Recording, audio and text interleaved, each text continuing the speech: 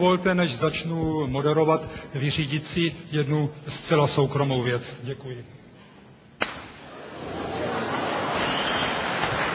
Pan minister rád byl předem varován, varoval jsem ho tiskem, je to moje ryzí soukromá záležitost. Zaslouží si to.